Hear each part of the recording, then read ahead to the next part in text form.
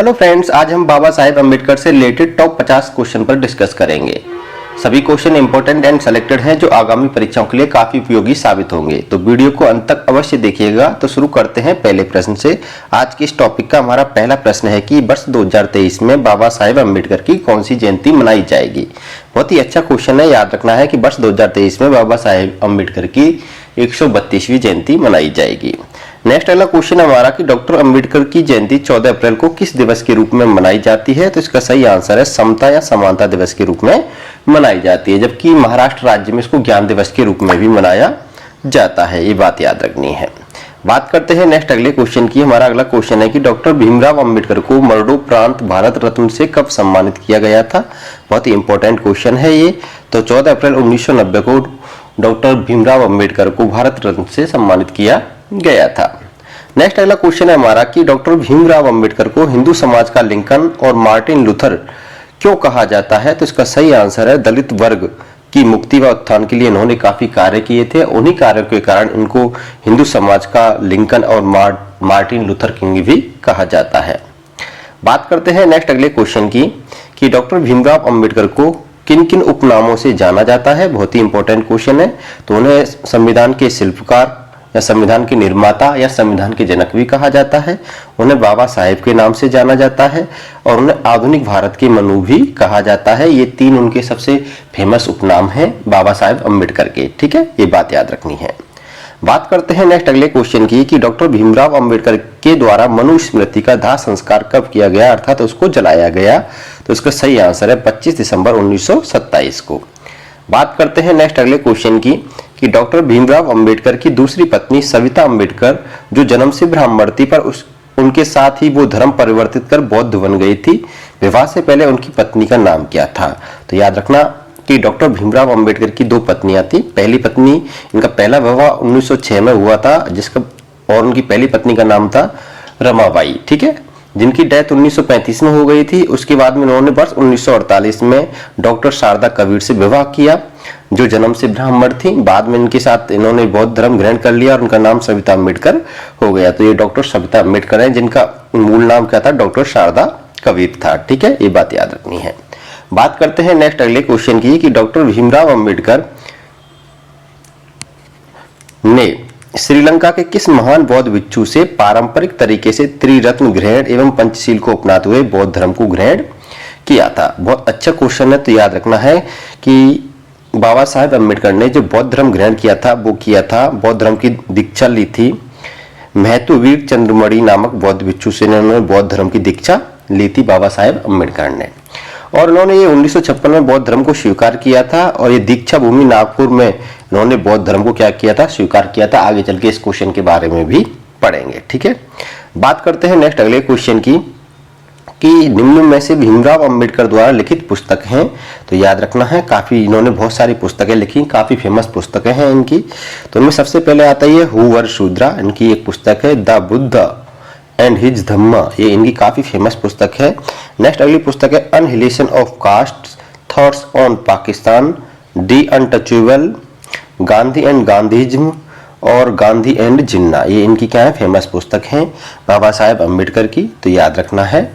और एक इकोनॉमिक्स पर द प्रॉब्लम ऑफ रूपी नामक पुस्तक भी लिखी थी इन्होंने, थीसिस भी लिखी थी उस पर, तो उसके बारे में आगे पढ़ेंगे हम।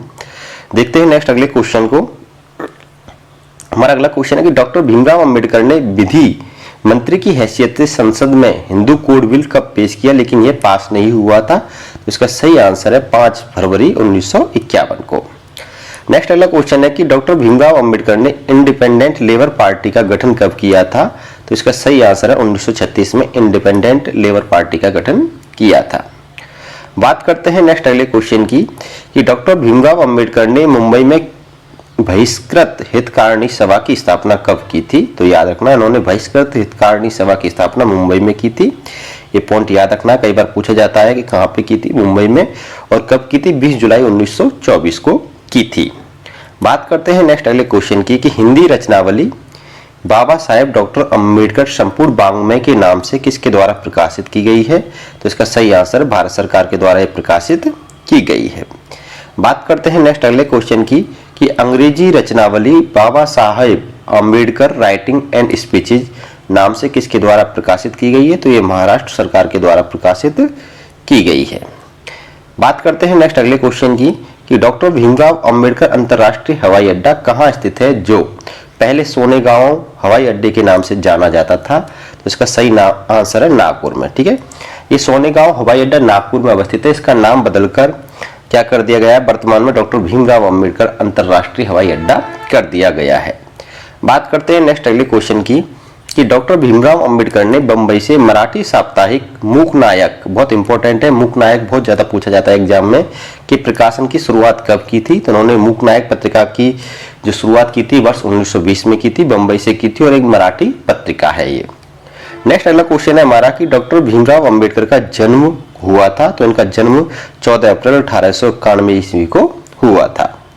बात करते हैं नेक्स्ट अगले क्वेश्चन की कि डॉक्टर भीमराव अंबेडकर का जन्म भारत के किस राज्य में हुआ था? इंपॉर्टेंट क्वेश्चन है। तो इनका जन्म मध्य प्रदेश राज्य में हुआ था और मध्य प्रदेश में भी याद रखना है कि इंदौर की महू में हुआ था। ठीक है, इंदौर में पड़ता है, वर्तमान में महू छावनी में इनका जन्म हुआ जो इंदौर में पड़ता है और इंदौर आपको पता है मध्य प्रदेश राज्य में अवस्थित है। पॉइंट क्लियर है यहाँ तक?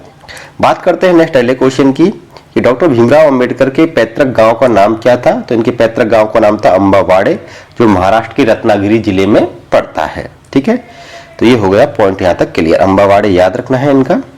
नेक्स्ट अगला क्वेश्चन है हमारा कि डॉक्टर भीमराव अंबेडकर ने कितने गोलमेज सम्मेलनों में भाग लिया था? तो याद रखना इन्होंने तीनों गोलमेज सम्मेलन में भाग लिया था और तीनों गोलमेज सम्मेलन में भाग लेने वाले वे एकमात्र भारतीय हैं। ठीक है, याद रखना है तीनों गोलमेज सम्मेलनों में। क्लियर? नेक्स्ट अगला क्वेश्चन है कि डॉक्टर भीमराव अंबेडकर के बचपन का नाम क्या था? तो इनके बचपन का नाम था भीम सकपाल। ठीक है, इन्हें भीवा के नाम से भी जाना जाता था, ये बात भी याद रखना है, इन्हें भीवा भी कहा जाता था, लेकिन इनके बचपन का नाम क्या था? भीम सकपाल था। बात करते हैं नेक्स्ट अगले क्वेश्चन की कि डॉक्टर भीमराव अंबेडकर का निधन कब हुआ था? तो इनका निधन हुआ था 6 दिसंबर 1956 को। और नेक्स्ट अगला क्वेश्चन है कि डॉक्टर अंबेडकर के माता पिता का नाम क्या था? तो इनके माता पिता का नाम था क्रमशः भीमाबाई व रामजी मालोजी सकपाल। ठीक है, नेक्स्ट अगला क्वेश्चन हमारा कि डॉक्टर भीमराव अंबेडकर की समाधि स्थल, ये याद रखना है, इनकी समाधि स्थल के बारे में पूछ सकता है कि इनकी समाधि स्थल का नाम क्या है? तो डॉक्टर भीमराव अंबेडकर की समाधि स्थल का नाम है चैत्य भूमि, जो मुंबई महाराष्ट्र में अवस्थित है। पॉइंट क्लियर है यहाँ तक? नेक्स्ट अगला क्वेश्चन है हमारा कि भारतीय संविधान निर्माण के लिए गठित किस समिति के अध्यक्ष डॉक्टर भीमराव अंबेडकर थे? तो याद रखना है डॉक्टर भीमराव अंबेडकर प्रारूप समिति के क्या थे? अध्यक्ष थे और प्रारूप समिति 7 सदस्य थी। ठीक है, इसमें 7 सदस्य थे इस समिति में टोटल। नेक्स्ट अगला क्वेश्चन है हमारा कि पीने के पानी के लिए सत्याग्रह करने वाले प्रथम और एकमात्र सत्याग्रही कौन थे? इसका सही आंसर है डॉक्टर भीमराव अंबेडकर। नेक्स्ट अगला क्वेश्चन है हमारा कि the problem of the rupee, its origin and it's solution पुस्तक के लेखक कौन है? बहुत फेमस पुस्तक है इनकी, तो डॉक्टर VR अंबेडकर। नेक्स्ट अगला क्वेश्चन है कौन सी पत्रिका डॉक्टर अंबेडकर ने शुरू की थी? तो इसका सही आंसर है इन्होंने 5 पत्रिकाएं शुरू की थी, 5, और 5 पत्रिकाओं के नाम है, सबसे फेमस पत्रिका है मूकनायक, बहिष्कृत भारत, प्रबुद्ध भारत, समता और जनता। कुल मिला के कह सकते हैं भीमराव अंबेडकर के द्वारा शुरू की जाने वाली टोटल 5 पत्रिकाओं के नाम यहाँ पर दिए गए हैं। नेक्स्ट अगला क्वेश्चन है हमारा कि राजा बनने के लिए रानी के पेट की जरूरत नहीं, तुम्हारे वोट की जरूरत है, यह शब्द किसके हैं? तो इसका सही आंसर है डॉक्टर VR अंबेडकर के। नेक्स्ट अगला क्वेश्चन है कि बाबा साहेब अंबेडकर ने बौद्ध धर्म कब और कहां अपनाया था? काफी इंपॉर्टेंट क्वेश्चन है ये, तो याद रखना 14 अक्टूबर 1956 को उन्होंने बौद्ध धर्म अपनाया था।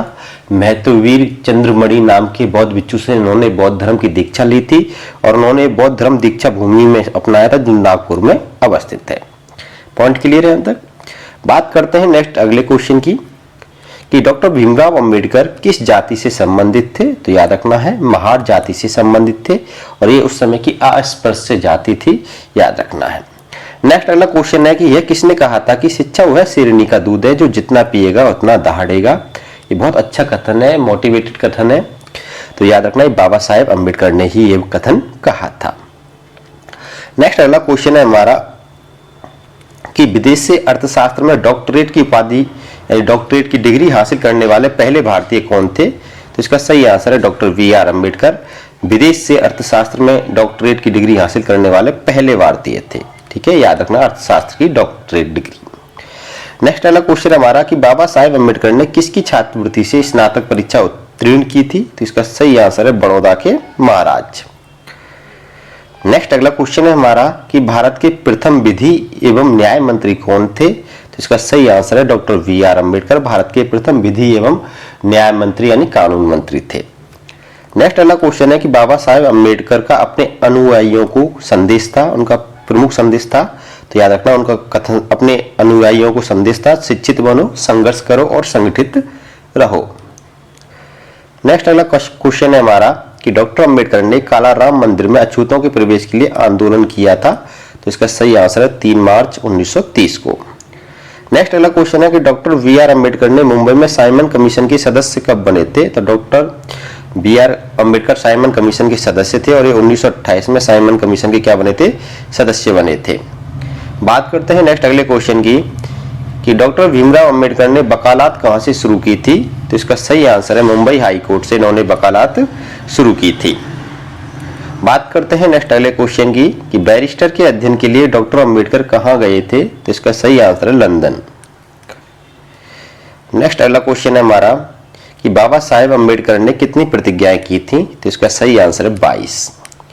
नेक्स्ट अगला क्वेश्चन है कि किसकी सलाह पर भारतीय तिरंगे में चरखे की जगह अशोक चक्र को स्थान दिया गया था? तो इसका सही आंसर है डॉक्टर वी.आर. अम्बेडकर। नेक्स्ट अगला क्वेश्चन है हमारा कि डॉक्टर वी.आर. अम्बेडकर द्वारा किस अनुच्छेद को संविधान के हृदय और आत्मा के रूप में संदर्भित किया गया है? बहुत इंपॉर्टेंट क्वेश्चन है ये भी, तो याद रखना अनुच्छेद 32 को। नेक्स्ट अगला क्वेश्चन है एकमात्र भारतीय जिनकी प्रतिमा लंदन संग्रहालय में कार्ल मार्क्स के साथ लगी हुई है, कौन है वो? तो याद रखना डॉक्टर वी.आर. अम्बेडकर। इनकी प्रतिमा कार्ल मार्क्स दास कैपिटल के रचनाकार हैं, बहुत फेमस फिलोसफर हैं और इनके साथ में इनकी प्रतिमा लंदन संग्रहालय में लगी हुई है। ये थे आज की वीडियो के हमारे टॉप 50 प्रश्न। वीडियो पसंद आई है तो वीडियो को लाइक और शेयर अवश्य करना। आप हमारे चैनल पर नए हो तो चैनल को सब्सक्राइब कर लीजिएगा, क्योंकि ऐसे ही कंटेंट मैं आपके लिए लाता रहता हूं। फिर मिलूंगा नेक्स्ट अगली वीडियो में, तब तक के लिए अलविदा।